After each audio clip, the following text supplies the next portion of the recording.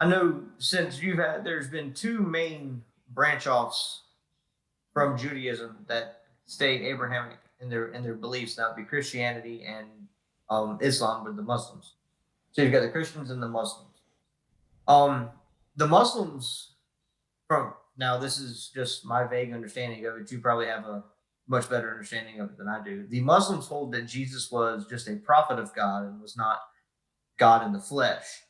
So, based on the understanding of the two groups, which one would fit closer into Judaism? Would it be the Muslims or Christians?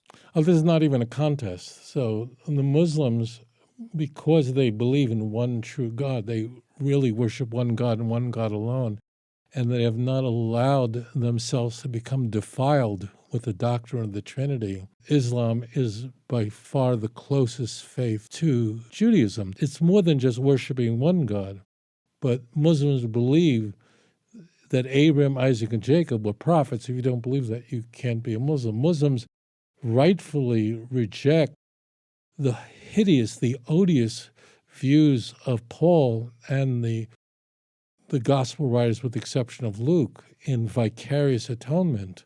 The notion that a man could die for the sins of the wicked, that's the motherlode of bad ideas. Muslims correctly detest the teachings of Paul that Jesus could have died for anyone's sins. Muslims, as it turns out, do not believe that Jesus ever died, but rather ascended, and he was never crucified, although it just appeared that way.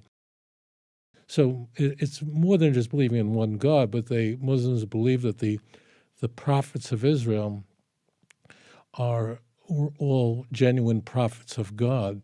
Islam is not a cult, as Christians like to portray them, but there are different views within the orthodoxy of Islam. So there are some different views within orthodoxy. I'm not talking about what Muslims would consider complete heresies, and there are quite a number of them.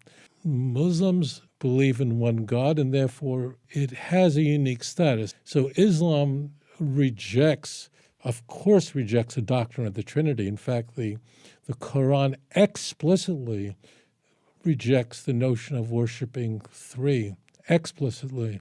Any kind of partnership, called in Arabic a shirk, is the most grotesque iteration of idolatry, meaning that you worship God, but in addition to God, there's a partnership with some other divine being. To them, that's the worst thing you can possibly do. And it's the exact same thing you would find in Judaism. You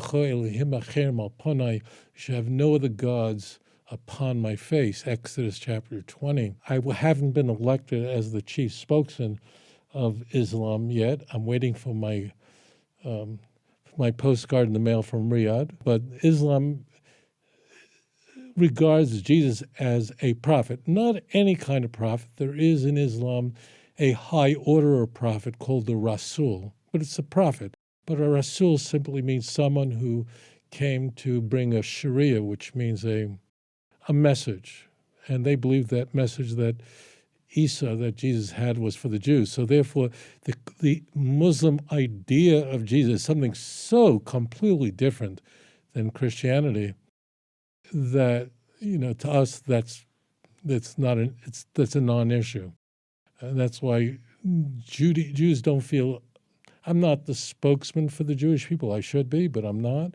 But Jews are not really offended by Islam. On the contrary, we feel, that's really respectful. But they don't think that Jesus was divine or died for anybody's sins or could die or anyone could die. And rather, Muslims appeal to God's mercy and hope that they would be forgiven for their sins. So it's completely different than Christianity.